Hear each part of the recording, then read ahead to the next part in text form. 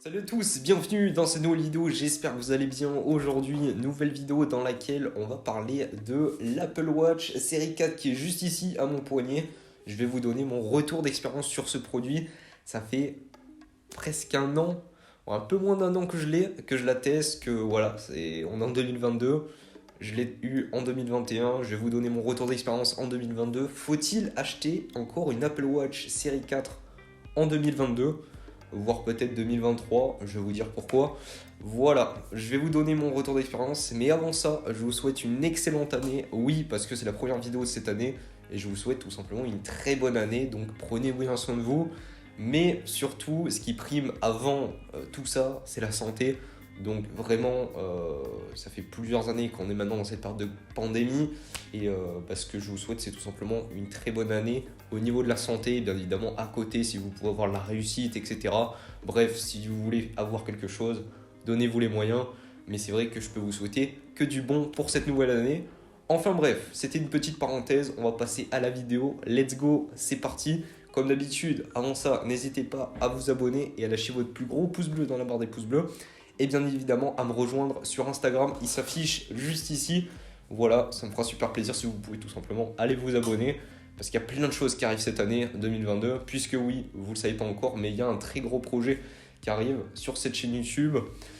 Je vais vous en parler un petit peu plus loin. Mais là, vous avez quelques petits indices dans cette vidéo. Normalement, si vous comprenez, enfin vous n'allez pas comprendre, mais voilà, ça c'est déjà des premiers indices d'une nouvelle série qui va arriver sur la chaîne et qui est, on va dire, novatrice dans le domaine tech français et même, je pense, dans le reste du monde, parce qu'il n'y a personne qui le fait encore. Donc, c'est parti, let's go, bonne vidéo, et puis c'est parti. Bon, comme vous l'avez compris, on va parler de cette nouvelle Apple Watch Série 4. D'ailleurs, dites-moi dans les commentaires ce que vous en pensez du petit décor là. Franchement, j'ai eu ce petit miroir pour Noël. Enfin, je me suis acheté, hein, clairement, j'ai manqué. Mais il fait super plaisir, je le trouve très stylé avec deux petites lumières. Franchement, dites-moi ce que vous en pensez. Mettez une petite note sur 10 dans les commentaires. C'est toujours bon à prendre. Bon, vous l'avez compris, on va parler de cette Apple Watch série 4. Bon, là, si vous voyez ça, c'est tout simplement parce que je suis en train de record avec mon iPhone l'audio de cette vidéo. Donc, tout simplement, vous allez avoir un petit affichage toujours à l'écran. Mais en tout cas, ce qui est sûr, c'est que cette Apple Watch série 4, elle fait super bien le taf. Si je l'ai acheté, c'est pas non plus pour rien. Sinon, je l'aurais pas acheté. Je vous en ferai pas une vidéo aujourd'hui. Vous l'avez compris, je vous mets un petit spoiler alert. C'est une excellente Apple Watch encore en 2022. Et je vais vous dire pourquoi, selon moi, ça reste une très bonne Apple Watch et pourquoi faut-il partir sur cette Apple Watch plutôt qu'une autre. Après, bien évidemment, si vous avez un petit peu plus de budget et si vous voulez vous faire plus plaisir, bien évidemment, il faut partir sur un modèle un petit peu plus cher et un petit peu plus récent qui vous permettra peut-être d'avoir un peu plus de performance, même si je suis pas très si sûr que vous ayez une très très grosse différence, mais je vais tout vous dire.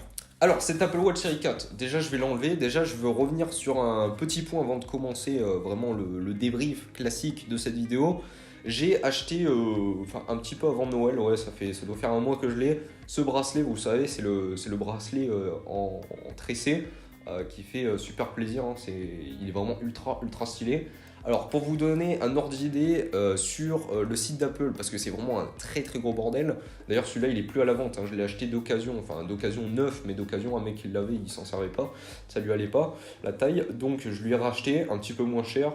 Voilà, même un très bon prix. Mais c'est pas le sujet d'aujourd'hui, c'est plutôt pour vous dire que faites attention. Il y a déjà d'autres vidéos qui l'ont dit, etc. Pour vraiment faire attention à la taille. Moi, je fais une taille 6 sur le site d'Apple. J'ai mesuré avec un ruban, j'ai fait aussi avec leur outil de mesure. Mais sauf qu'en réalité, je vous conseille vraiment de partir sur une taille en dessous.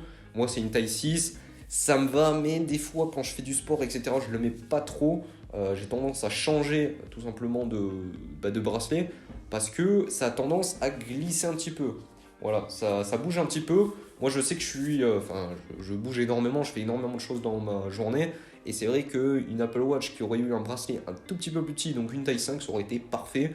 Sauf que là, c'est un bracelet qui n'est plus en vente chez Apple. C'est un truc un petit peu limité, tu vois. On va dire que c'est quelque chose que tu ne retrouveras plus comme bracelet cette couleur. Vous avez d'autres couleurs, mais cette couleur, je l'ai trouvée vraiment magnifique. Donc je me suis dit, je vais le garder quand même parce qu'il n'y a personne d'autre qui en vend. J'ai vraiment eu la chance de le trouver. En taille 6, ça va. Après, quand tu fais du sport, ton bras il a tendance un petit peu à gonfler, donc ça va. Mais c'est vrai que ça peut être quelque chose d'un petit peu embêtant. Mais voilà, si j'ai un conseil à vous donner, prenez une taille en dessous, vous serez super content. Alors, bien évidemment, dans cette vidéo, je ne vais pas rentrer dans les détails de toutes les caractéristiques, etc., etc. Ça servirait, mais complètement à rien du tout. En revanche, je vais vous donner mon retour d'expérience sur différents points qui me semblent primordiaux lorsqu'on achète une Apple Watch et vous dire un petit peu pourquoi est-ce que je vous recommande cette Apple Watch plutôt qu'une autre. Alors déjà, premièrement, moi, quand je pars sur une Apple Watch, vraiment, s'il y a quelque chose qui est très important, c'est les performances. Pour moi, les performances, c'est quelque chose de super important parce que c'est ce qui va vous accompagner dans une certaine fluidité, dans une certaine expérience. Surtout que lorsqu'on est dans l'écosystème Apple, on aime bien quand c'est assez fluide parce que tout est interconnecté ensemble. Et là, c'est vrai que l'Apple Watch Série 4, on pourrait se poser une question de se dire, elle a quelques années, je crois qu'elle est sortie en 2018. Est-ce qu'au bout de 4 ans, elle vaut encore le coup? Est-ce qu'elle marche très très bien? Enfin, il y a plein de questions à se poser en fait au niveau de la performance. Je vais faire vite, je vais vous donner directement mon avis sur la performance. Ça marche super bien. Vous allez avoir quelques ralentissements, comme là je vous le montre à l'écran, ou enfin c'est pas des ralentissements en fait, c'est juste vous allez mettre peut-être 2 secondes à ouvrir une application, alors que peut-être qu'avec l'Apple Watch Série 7 ça va être instantané. Vous allez voir 1 centième de seconde. Là vous allez mettre 2 secondes, mais vraiment j'ai pu tester l'Apple Watch Série 3, l'Apple Watch Série 2. Ça n'a rien à voir du tout. Au niveau de l'Apple Watch Série 3, il me semble qu'on était à 50% plus rapide. Donc, pour moi, j'ai pas trop de problèmes à ce niveau-là. Et puis, il faut vous dire que quand vous avez une app qui est ouverte dans l'Apple Watch, elle va s'ouvrir instantanément lorsque, tout simplement, vous allez la réouvrir. C'est comme sur l'iPhone. Là, les apps qui mettent 2 secondes à s'ouvrir, c'est des apps que je n'utilise jamais ou presque jamais et que j'ai tendance à fermer dans le multitâche. Mais il faut retenir qu'au niveau de la performance, ça marche très très bien. Vous allez avoir toutes les dernières mises à jour. Là, je suis sous Apple WatchOS 8. Je ne sais même plus lequel c'est. Je crois que c'est WatchOS 8. Franchement, ça marche super bien. Vous avez les dernières fonctionnalités de WatchOS, les majeures quoi.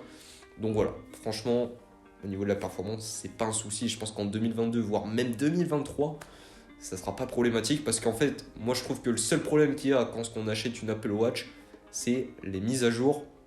Et les mises à jour, c'est vrai que c'est un problème si votre Apple Watch n'est plus mise à jour.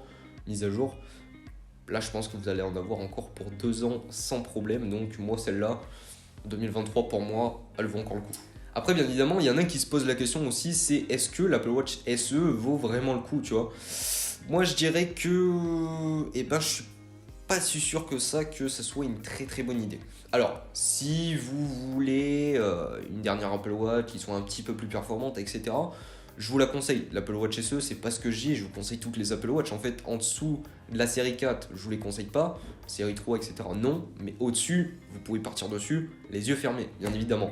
Là, ce que je veux dire, en fait, c'est qu'il faut plutôt privilégier, c'est un petit peu les informations que je vais essayer de vous transmettre cette année, et vous allez le voir dans les nouveaux projets qu'il va y avoir, mais c'est plutôt de réfléchir intelligemment et de se dire, est-ce que j'ai réellement besoin de ce produit? Est-ce que celui-ci qui coûte moins cher peut pas très bien faire le taf? Et là en fait l'idée c'est que l'Apple Watch SE elle est très bien, sauf que pour moi elle est encore trop chère par rapport à une Apple Watch Série 4 par exemple que vous allez pouvoir acheter 100 euros, 150 euros moins cher et qui va faire le même taf et qui va même avoir quelques petites fonctionnalités en plus par rapport à l'Apple Watch SE. Et là on va y venir en fait, c'est que les fonctionnalités qui sont en plus par rapport à une Apple Watch SE qu'elle n'a pas, c'est tout simplement le capteur de fréquence cardiaque, mais c'est le capteur ECG, électrocardiogramme, un truc comme ça. C'est en fait le fait que vous allez pouvoir regarder, c'est vraiment très fiable, c'est sur les dernières ScanWatch de chez WeThings. C'est tout simplement la fibrillation auriculaire, pardon. C'est tout simplement de savoir si votre cœur fonctionne très très bien. Pour moi, c'est quelque chose qui reste encore mineur, c'est quelque chose que vous n'êtes pas obligé d'avoir. Vous pouvez vous passer de ça et l'avoir sur une Apple Watch SE, vous ne l'aurez pas, mais vous pouvez partir sur une Apple Watch SE, ça marchera très très bien. En revanche, je pense que ça peut être une très très bonne chose pour vérifier de temps en temps, et puis de toute façon, votre montre va vous alerter normalement, il me semble, lorsque vous avez un problème, elle peut vous alerter. C'est un petit peu comme le capteur d'oxygène dans le sang avec l'Apple Watch Série 6 et la Série 7. C'est des choses qui sont en plus, qui ne sont pas indispensables, mais qui sont toujours très bonnes à prendre. Et comme le dit le dicton, vaut mieux prévenir que guérir. Donc pour moi, je pense que c'est toujours très très bien d'avoir ça. Donc je pense que c'est une bonne chose parce que vous allez avoir une Apple Watch qui coûte moins cher et vous aurez une fonctionnalité en plus parce qu'il faut savoir que l'Apple Watch Series E a moins de fonctionnalités que l'Apple Watch Série 4, hormis peut-être la boussole qu'il y a, mais la boussole c'est une bonne fonctionnalité, mais c'est pas non plus indispensable. Moi personnellement, je ne me sers pas du GPS sur mon Apple Watch parce que ça bouffe tellement de batterie, vaut mieux regarder sur son iPhone et puis voilà quoi. D'ailleurs, ça me fait penser à un petit truc, c'est que je vais vous donner un petit peu mes cas d'usage de l'Apple Watch, si ça peut en aider certains, vous donner quelques avis. Moi, personnellement, mon Apple Watch, pour vous donner un gros ordre d'idée, déjà, il faut savoir que moi, je suis étudiant. Donc, ce que je fais, c'est que je la mets recharger la nuit. Alors, certains vont se dire, ouais, c'est pas très bien, etc. Aujourd'hui, tu peux pas, avec une Apple Watch, te permettre de la charger le matin quand il va, etc. La charge n'est pas assez rapide sur une Apple Watch série 4.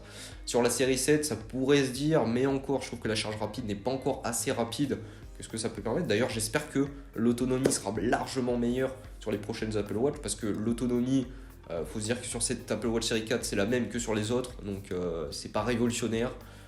Là, pour vous dire donner un ordre d'idée, elle a 82% de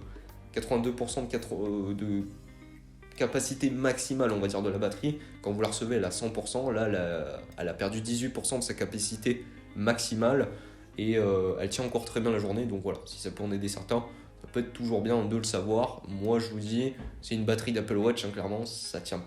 La batterie, elle tient la journée, mais ça tiendra pas plus. Il faudra automatiquement la recharger la nuit. Donc pour revenir un petit peu à mes cas d'usage, pour ce qui est des cas d'usage, voilà, comme je vous le dis, je suis étudiant, je la mets recharger la nuit, je m'en sers le matin. Je la mets, faut savoir que je prends le train, donc je m'en sers pour écouter de la musique, c'est-à-dire je mets mes AirPods, je contrôle la musique, etc. Si je veux passer la musique, etc. sur ma playlist, ça marche très très bien. Bref, c'est un cas d'usage classique. Après, je m'en sers parce que j'ai 15 minutes pour aller à la fac, après revenir, etc. Je marche, etc. dans la fac, enfin voilà, elle va calculer les performances sportives, etc. Après, souvent, quand j'ai fini ma journée, je fais une séance de sport, au moins une séance de sport par jour, on va dire 6 fois par semaine, donc une petite séance de 1h30, 2 heures, donc voilà. Et pour vous donner un ordre d'idée, je tourne autour des 40-50% minimum par jour, donc ça marche super bien en fait, il n'y a pas de souci, et je peux même finir, je pense, jusqu'à minuit, 1h du matin, elle aura encore 10-20%. 20% parce que 10% il me semble que je l'avais fait une fois et elle est HS quoi, il me semble qu'elle est dans le rouge ou quoi, mais c'est vrai que pour des cas d'usage classiques, vous allez faire du sport, vous allez faire vos études, vous allez au travail, j'en sais rien, il n'y aura pas de problème à ce niveau là et la batterie tiendra très très bien. Donc je vous ai parlé des performances, je vous ai parlé de la batterie, je vous ai parlé de mes cas d'usage. Je pense qu'il y a quelque chose aussi de très important, et moi pour moi, c'est pour ça aussi que je suis parti dessus, c'est d'une part l'écosystème. Parce que l'écosystème pour moi c'est vraiment ce qui vous fait partir sur une Apple Watch, hein, parce que déjà il faut avoir un iPhone minimum et pour moi j'ai un HomePod, j'ai un Mac, je suis en train de les regarder juste en face pour pas en oublier, j'ai des AirPods, j'ai un iPhone, voilà, il manque l'iPad. Pour moi l'iPad c'est pas quelque chose d'indispensable, je vous en ai parlé dans une vidéo récemment, je vous la mets juste par ici, je sais plus où c'est par ici, voilà, je sais jamais, mais voilà, n'hésitez pas à les voir, vous allez sur la chaîne pour voir un petit peu mes cas d'usage et savoir un petit peu mon écosystème Apple selon moi qui est parfait, voilà, même si c'est relatif. Mais pour moi, l'Apple Watch, vraiment, elle vient s'englober dans un écosystème. Et pour moi, lorsqu'on a le plus d'appareils possible de la marque à la pomme, pour moi, c'est une facilité. Je sais que sur les anciens Mac, voilà, il n'y en a plus besoin, mais vous pouviez déverrouiller votre Mac dès que l'Apple Watch était à côté. Là, je sais que c'est un truc tout con, mais je peux déverrouiller mon iPhone avec le masque. Je sais que c'est les problèmes juste avec les iPhones. Voilà, dites pas pourquoi. Les Android, il y a des capteurs d'empreinte sous l'écran. D'ailleurs, j'espère que ça sera sur le prochain iPhone parce que je l'attends vraiment. Mais voilà, là, avec l'Apple Watch, bon, il faut une Apple Watch en plus, mais ça marche très très bien et ça déverrouille votre iPhone même avec le masque parce qu'il y a un système de reconnaissance à côté, ça marche super bien. Voilà, il y a plein de choses qui font que l'écosystème pour moi Apple est super important lorsque vous avez une Apple Watch et c'est ce qui fait en fait que vous allez partir sur une Apple Watch et la série 4 franchement elle s'inclut mais très très bien dans l'écosystème, il n'y a pas de problème à ce niveau là.